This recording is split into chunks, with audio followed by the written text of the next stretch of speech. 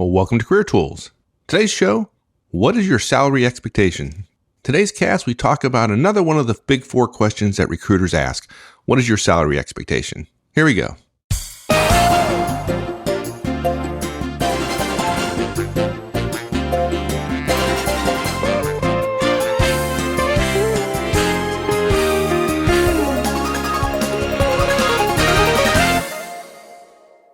I must admit that in my darker hours of management life, this is a question I love to ask folks when I'm interviewing them. Right? I knew, exactly. I knew you were going to say that. I totally knew you were going to say that. Oh, it's great. I mean, you get the wide variety of answers you get, and very rarely do you get just a direct answer. People dance around. There was a movie a long time ago, and I think one of the lines was, I think it was called Soylent Green, and the line was, "Flame out is the ultimate thrill." And look, if you just, as badly as people do on the salary question, all you need to do is ask it. Not only do they rule themselves out, but they do it in a very bloody accident kind of way. It's not pretty. I mean, people who actually know the right number then proceed to caveat it 50 billion different ways and they spaz. And I mean, I know young people who actually have been told, oh, this is a negotiation. And so whoever gives the number first loses. I mean, bizarrely stupid ideas like that have somehow permeated. I mean, people squirm and it's terrible. It's terrible. So I could absolutely see you enjoying getting to this question and maybe asking it a little bit earlier than it might be called for. Just say, well, I'm not sure about this person. Let's watch him flame out. Well, it's a great elimination question, right? The folks that are really bad, the kind of junior candidates, they just sit there and pause for a moment or two, and then they just start squirming, and then they name some number that is incredibly high, which just suggests that they have no idea what the role calls for and what the ranges out there are. Right. And then you got the folks in the middle somewhere where they name a number, but then immediately caveat it, afraid to miss out on a big opportunity in terms of salary. Right. And they do, because they mess up the answer. And then you got the senior candidates who most likely get it right. Right. They name a number and they do it confidently. And then they caveat it, but they don't sound desperate when they're doing it. Right. Right. Because they know at that point that they're, even ones who may be out of work and maybe worried. They know that it's not about money. And so the purpose of this cast is to help folks understand why senior people get it right, partially because of their experience, to share them what they know, share with them what the senior people know, and help you sound good the way you should when you're answering this question. Exactly. And we got four things we're going to talk about. The first one we got to talk about is, don't play games. This isn't a game, right? There's a right way to answer. We're going to talk about that, but we're not going to play games with folks. Secondly, we're going to talk about knowing the appropriate range. It's easy to figure out, and we'll talk about how you do that, but you certainly should know what the low and high ranges are of the salary for the position you're interviewing.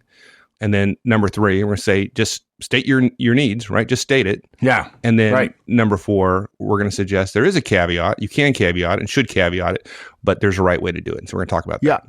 The theme of this cast that Wendy, our Career Tools person, has written for us, that she and I basically channel each other half the time when it comes to career stuff. It goes to that fundamental issue of going into interviewing from a place of fear, right? If you have fear, if you're going in and the whole black box of interviewing causes that to be so, people just don't know what's happening and they know there's high risk. And if you don't know what the rules are and it's high risk, fear is almost a reasonable emotion, right? But if you have fear, you're careful, you believe anything that supports the worldview of I don't know and so I'm not going to say, or you state a number and then immediately crumble in front of the fear that you're overstating or understating. Right. Okay. So 4 points we're going to talk about to the question, what is your salary expectation? First one being, don't play games. Right.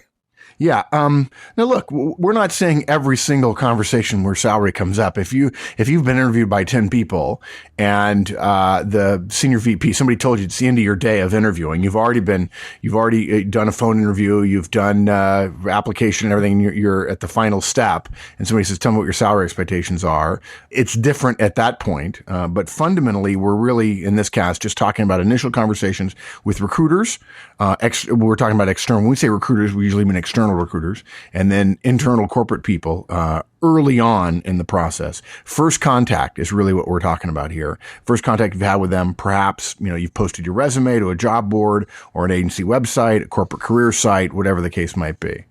And there's just, when it comes to playing games, there are a couple of common thought patterns which candidates have. And look, folks, we're sensitive to this. We know that feeling. We had it ourselves early in our career. And fortunately, we're blessed to have people coach us a little bit on it. And so we respect the feelings that you have, and we're going to try to give you the information to help you overcome that. And we don't want you to draw the wrong conclusion because of your misapprehensions about things. And then of course, you get the wrong conclusion, you take the wrong action, and there is risk, and it hurts. So the first thing is candidates act coy because they think giving a number is the initial parlay in a negotiation. Right. They've heard. Yeah, they've heard. Everybody's heard. Yeah, you shouldn't go first, right, in a negotiation. Yeah. This is a fascinating one to me. This is not a negotiation. I remember when I first heard it, I believed it because I was reading it, or there was some source that said, that I don't want to say it was a book that was very popular. It very well might have been What Color's Your Parachute or something, or some interviewing book says, oh, don't mention it because it's all negotiation. I mean, folks, first of all, let's just suggest this. For most mid to larger companies, they have a range. There are people who can finagle with the range a little bit, but they have a range. And there are plenty of people trying to fill positions. Remember, recruiters don't place people. They fill positions. There are plenty of people who know that the political capital required to get somebody outside of the range is enormous. So they have a range. They're limited in the range. And the range is not 25,000 pounds to 100,000 pounds for those of you in Britain. It's not that big. And so for some reason, whatever, people believe it's a negotiation, and it's just not. And I'll give you the best. When people talk to me about, well, I've heard I should negotiate, and I would say, nope.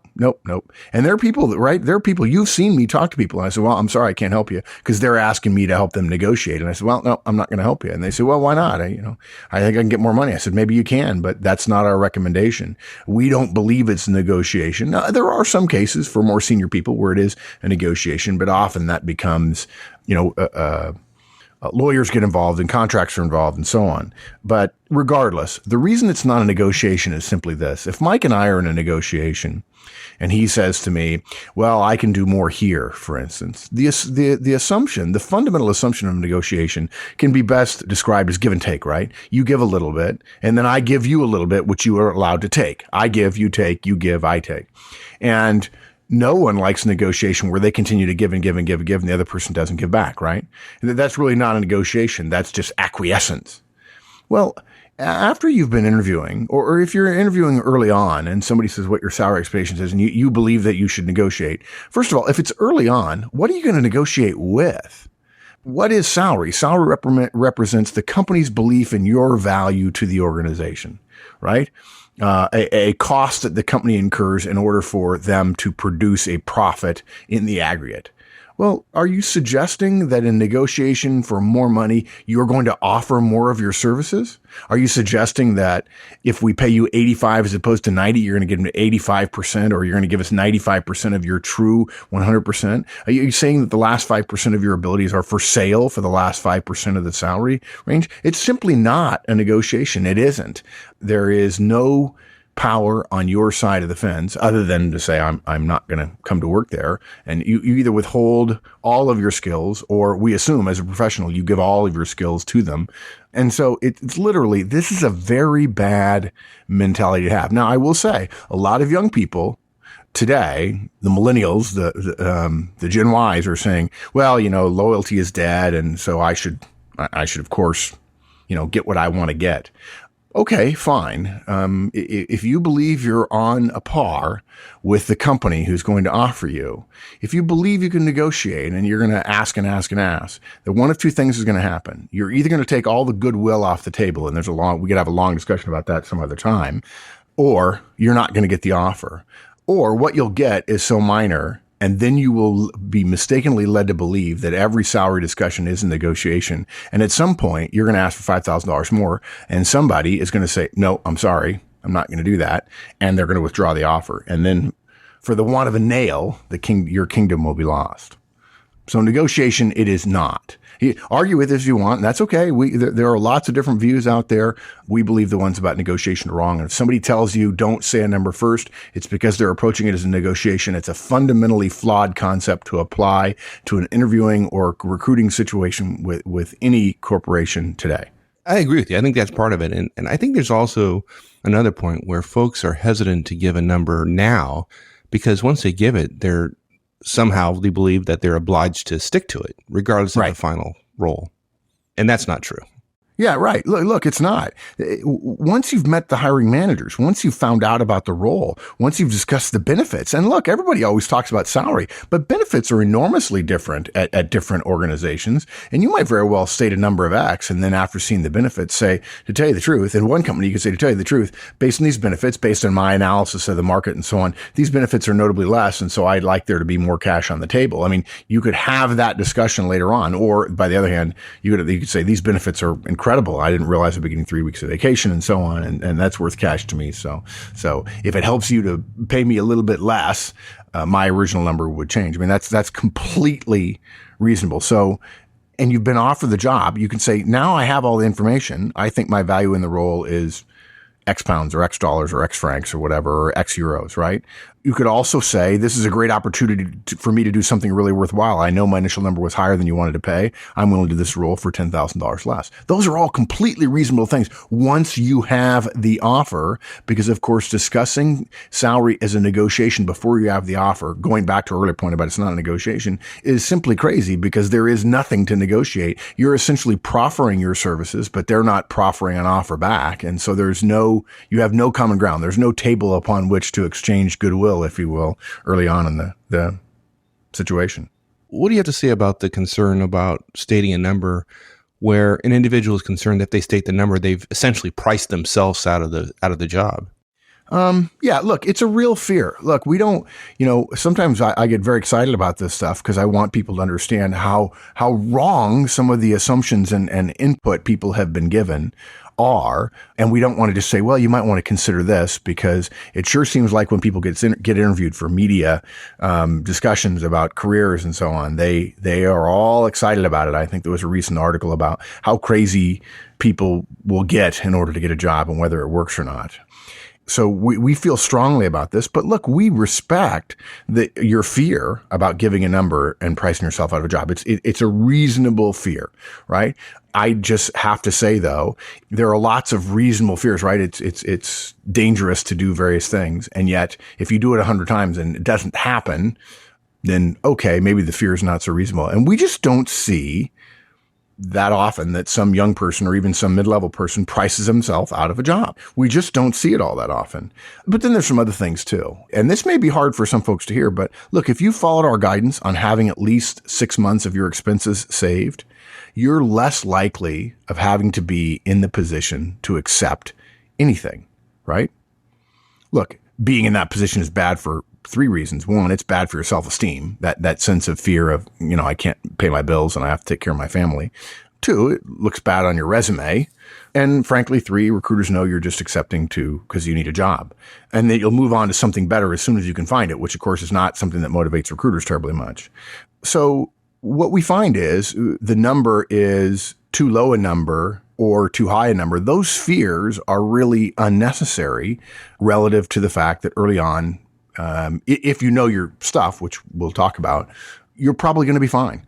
And it's not a negotiation. And so it's okay to be a little bit wrong. And there will be a discussion at some point. Now, look, if somebody offers you too much, or offers you too little, if they offer you too much, feel free to take it. But if they offer you too little, say no. If it's beneath you for some reason, say no.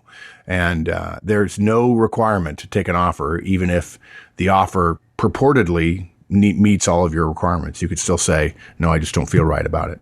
The point here is early on, at this point, all the recruiter needs to know is that you're in the same ballpark. Not that you have the same exact number, but you're in the same ballpark. I think we mentioned before about recruiters working either horizontal and or vertical desks. And they're sometimes limited to a certain range. If you're a $100,000 candidate and they only work a desk of $50,000, they aren't going to be able to help you, and they probably won't be talking to you. And they can look at your resume and have a good sense of roughly what you've been paying, because if they know something about the industry and they know something about maybe not your job title, but your responsibilities and your skills, they're going to say, okay, I have a pretty good sense of this person is here. Now, if you state a number twice that and you think you're worth twice that when in fact you've only been paid half of that, then that may come into a question of how smart is this person?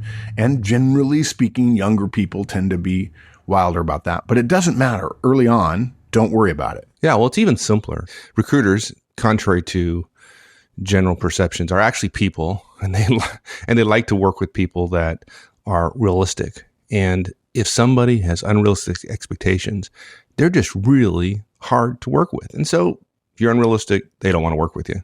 Yeah.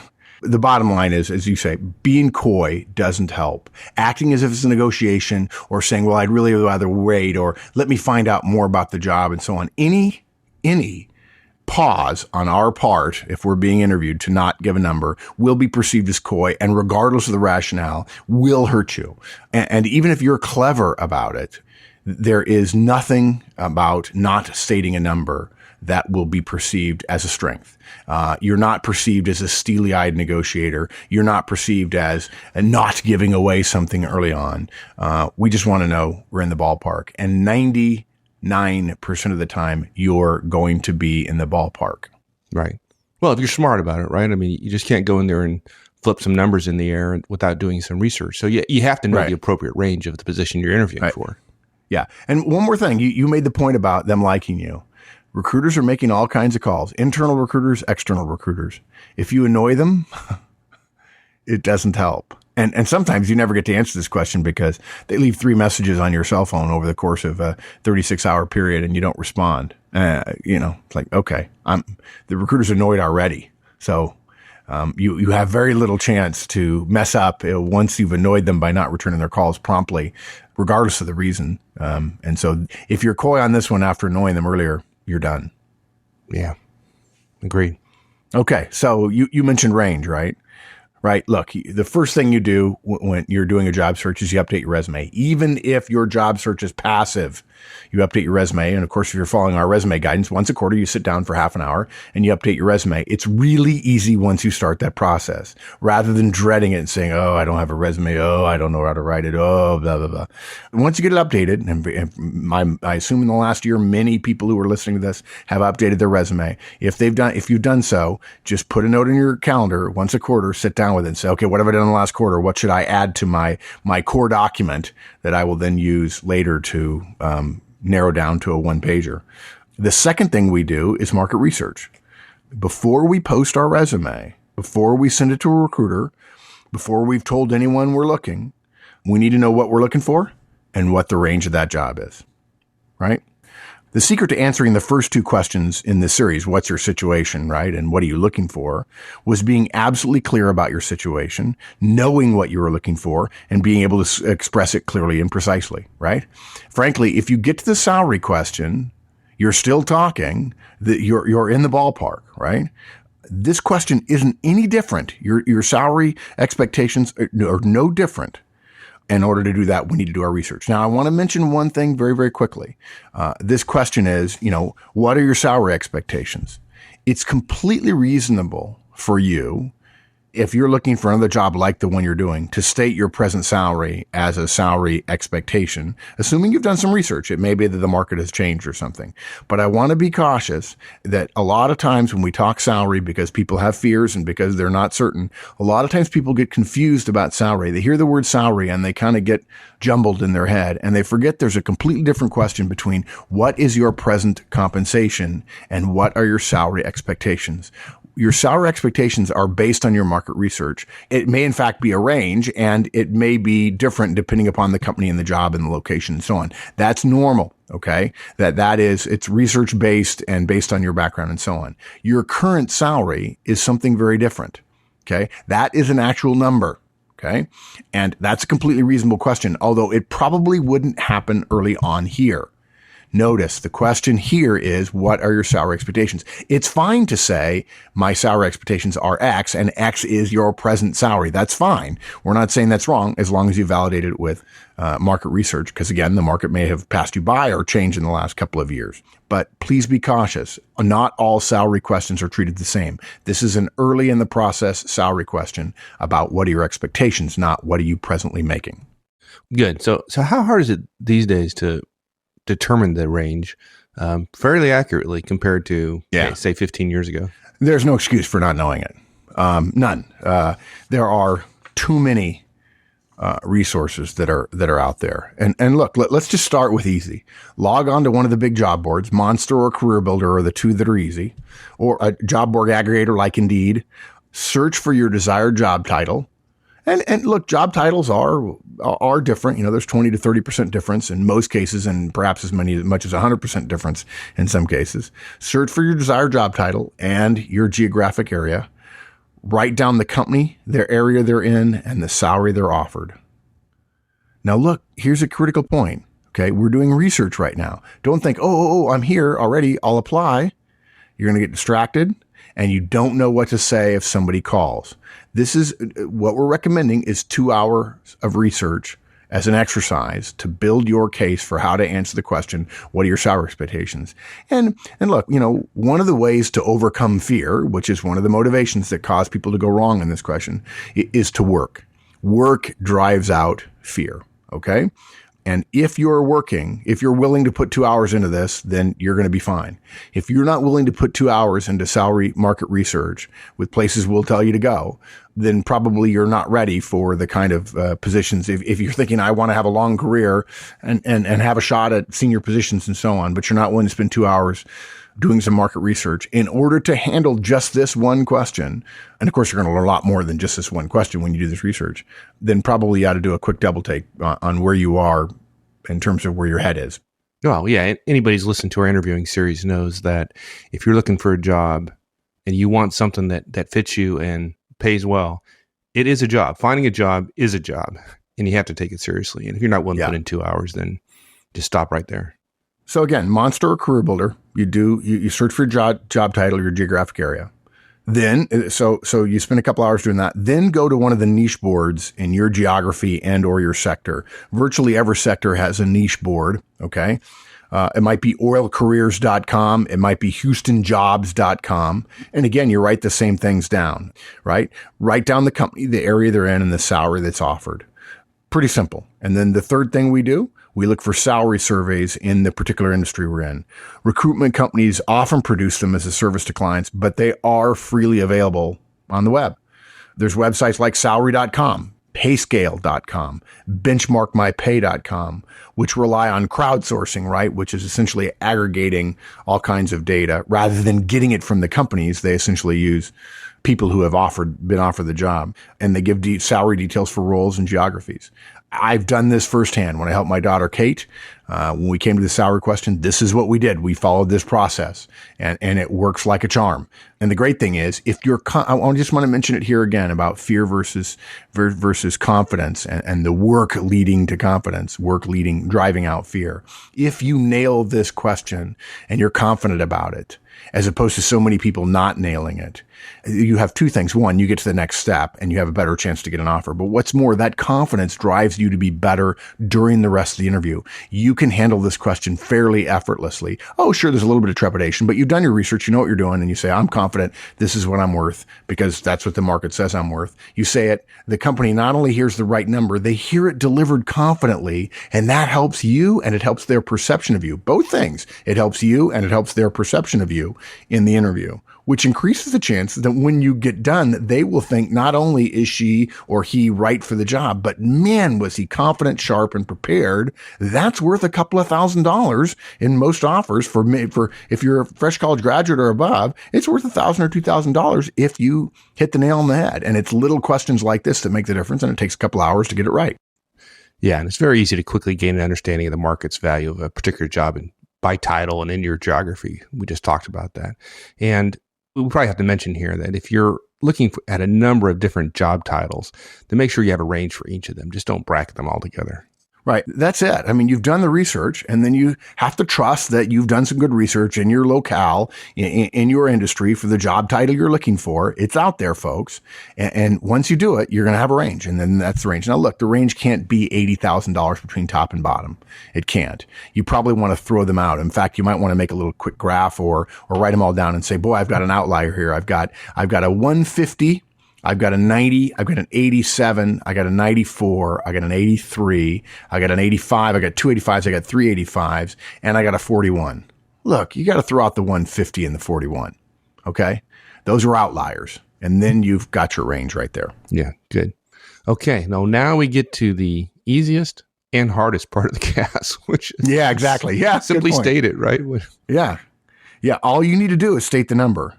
Well, we could have ended the podcast like 20 minutes ago. This is where, sometimes I think, boy, I need to write an article and send it out to everybody about why we're long sometimes. Because again, curveballs happen and we want you to understand the background. We want to be actionable, but we also want you to understand the background too. The problem is we've heard candidates sound embarrassed or unsure or frankly brazen or even confrontational when they state a number. It's amazing. They believe that you shouldn't give a number, but then at the last minute somebody tells them they should. And so they say, well, I'm going to give you a number because I told I have to. But frankly, I know this is a negotiation and I'm losing by giving you this number. So therefore I'm going to give the number. Or people say things like, I've actually had people say to me, well, I really believe salary is private, but since you've asked, let me give you a number. Hey, look. Folks, salary is not private between you and your employer. It's not. They know what the salary is, and so do you. Look, it's just a number. It's your value in the marketplace. And you know what? Here's the key. It's your value in the marketplace, and you know it's your value in the marketplace because you did your research. If you're right, and the beauty of that is you will be with a couple of hours of research, the recruiter will not be surprised and quietly relieved, and this goes to that issue of their perception of your confidence, quietly relieved that you are a realistic, and here's a great phrase that Wendy uses, a serious candidate, right? Everyone is serious about their job search, but you become a serious candidate to a recruiter when you have done your homework and you have delivered your homework professionally and credibly in the interview. Yeah. Look, and if you're nervous, just, get in front of a mirror and practice it a few times. Yeah. And look, here's how it sounds, right? I'm looking at roles in the 30 to 40,000 range, or my research shows that the roles I'm moving into in this industry pay around 25,000 pounds a year, or I'm looking for a package of 100 to 130K, right? That's fine, right? And notice the words are the least important part. The research you did that you're standing on allows you to stand with confidence, and the confidence and the research are far more important than the actual number. If you give a number that is right, but you say, well, I'm a little bit concerned. I certainly don't want to price myself out of the market. On the other hand, clearly I don't want to be way under and I'd love to know more. So if you could give me a guidance, that'd be great. But I think right now, under the circumstances, based on what I've been told and so on, probably about 100 might be good.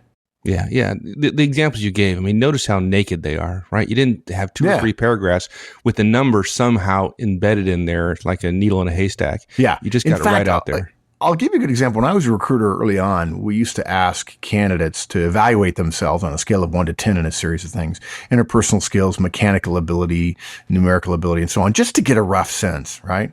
And so I asked, on a scale of 1 to 10, 10 high, 5 average, 1 low, how would you describe your mechanical ability? This was when engineers, building things, designing things, putting things together, making sure they work well. 10 high, 5 average, 1 low. He says, well, Mark, I think I'm probably about a 6 or a 7. So listen to the caveats. I think I'm probably about, and then he gives me 2 numbers, a 6 or a 7. There's 4 caveats and 2 numbers. There's more caveats than there are numbers. You want to say, should I write down a 6.5? Should I write down 6 or 7 with no confidence, which I'd much rather have 3 with lots of confidence? Or should I write down don't hire? No confidence. Yeah, don't hire. Yeah, okay, good. Yeah, I don't actually write that down. I'm just very polite and then say no later. Good. So the words are the least important part. Your phrase, right, Mike, is naked. Exactly right. Just say it. And that confidence that you get from your research allows you to deliver a naked number and be fine with it. Okay, now we're going to confuse folks here because we're going to say you can still use a caveat. And you may want to. So Let's talk about that, because we don't want folks to walk away with the wrong impression in terms of the kind of caveat we're talking about. But if folks have been listening to the last couple of casts in this string, right, I think they've gotten the theme. It's okay to be confident. I have a friend, former friend who worked at Bain, and there was a thing at Bain Consulting which says, be aware of the 1% and the 1% possibility that you could be wrong when you're thinking about working for a client. There are a series of ads I think that Accenture does for their business, and they have pictures of Tiger Woods, and there's one where he has a plan and then he has a backup plan, right? The fact is there's enough lack of transparency here that is completely realistic to say, here's what I think I'm right for. But frankly, you didn't know me before today. I don't know everything about your company. You may not call it the job that I'm talking about, but you may find me a perfect job in some other area. If you'd have told me when I was a lieutenant in the artillery that I would become a management consultant and a podcaster, I'd have said, no way. How would I get there? Well, you get there by steps, but sometimes there are discontinuities, and we need to make ourselves available to the possibility of discontinuities that come about because of the lack of transparency with an individual talking to a medium to a large size organization. What we want you to do here then is that you state, after you state your salary expectations, in much the same way that you talk about what are you looking for and your location preference, you say you would consider exceptional opportunities which didn't fall in that range or that perhaps had other benefits. You're essentially saying, yes, this is what I want, and I'm open to other things, right? And if you're not open to other things, and then for some reason you fall out of the range, then you're not going to get hired. Right? And maybe you fall outside the range on the high side. But if you're not open to it, if you don't tell us that, then okay, fine. You may say no to it. Now, it may be a different job. We may want to use your skills a different way, but would you say no if you knew that? I mean, the story I always tell is the person who really wanted a job in I think it was Cincinnati, and turned down a job with Procter & Gamble in Atlanta because he really wanted to go to Cincinnati. And of course, 2 years later, after getting a job in Cincinnati, ended up moving to Atlanta, as opposed to taking a job with Procter in Atlanta and then 2 years later moving to the headquarters in Cincinnati. Look, right now, you might not be able to imagine working for less than you're on now. Okay. And yet thousands of people that I've known over the years have been quite candid that, yep, I didn't think I could do it. I thought I absolutely had to make that. And yet the recession has caused people to reassess, and they've cut back on all kinds of things, on Starbucks and all kinds of choices we make day to day in our lives that we take for granted. And frankly, we discover that for the right job, taking a little bit less or even a lot less can be just fine. And it actually works just fine. Maybe you can't imagine it, but if the company offered you your dream job in your dream location for $500 a year less, or even let's say $5,000 a year less, would you not be willing to consider it? At least put it in the hopper and consider it? Sure, you would. If you're intelligent, you would. Would you give up 4,000 pounds in benefits in terms of flexible working, so you can pick your kids up from school every day? I can tell you, I do that with Drake when I'm here on the days that I have Drake. And it is a godsend for me. It's a really important part of my psychological health. What about an on-site kindergarten? There are many, many companies in the world that are doing more of those kinds of things. Would you take $20,000 less if you didn't have to travel every week?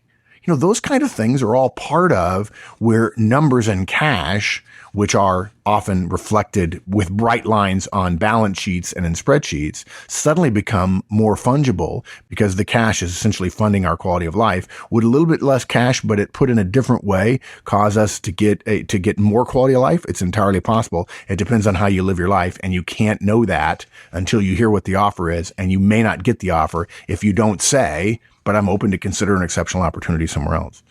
So right now, you don't know what the options are outside of that base salary. Every company is subtly different. Yeah, there's some general rules about base plus maybe bonus and commission, although that may not be true in your field. But there are all kinds of incentive compensation today, much more so than there used to be. You need to remain flexible both in your own mind and stating so when giving numbers to the recruiter. So at the end, it's very simple. You say, of course, I'm flexible on that, depending upon the opportunity and other benefits. And folks, if you're thinking that you don't want to be flexible, okay, that's fine. You probably won't get hired if you're not a flexible person. Okay. Let's assume for a moment you don't know whether you're flexible or not, and you decide, well, I'm hearing from smart people that, in fact, that may be a good thing. We're going to suggest if you don't say you're flexible, we'll assume you're not.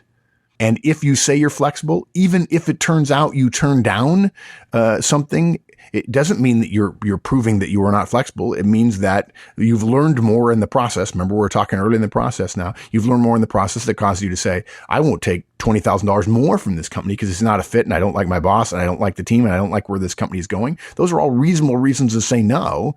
And if you say you're flexible early but choose to say no later, you're not tying yourself into anything. And saying you're flexible is something the recruiter wants to hear. It proves you are a serious candidate because they need to know as they learn more about you and as the company learns more about you, there may be twists and turns we don't know about. And it's far better to stay a little bit loose early on, state the number, and then say, of course, I'm flexible. Yeah. Well, look, the answers to all these questions have been incredibly simple, right? This stuff is not hard at all. But Mark and I have seen candidates get them wrong every single day, every single week, right?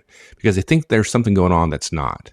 Right. So hopefully we explain what's really going on here, and that will help the members understand what they're doing wrong and how to rectify it. Yeah. And look, we respect that you've been given other guidance. We're not going to tell you they're wrong. We're just going to tell you we know from talking to hundreds of recruiters all the time, from recruiting ourselves, from interviewing thousands of people, maybe even tens. Yeah, it's tens of thousands between Wendy and you and I and Maggie as well. The fact is, this is the way serious candidates do it. Yeah. Don't play games. Know the range. State the range. And then use that caveat. Excellent. All right, my friend. Thanks, partner. We'll see you. So long. Thanks, everyone. That's it. We'll see y'all back here again next week. In the meantime, join us on the discussion forums, www.managertools.com. See you there, folks. So long.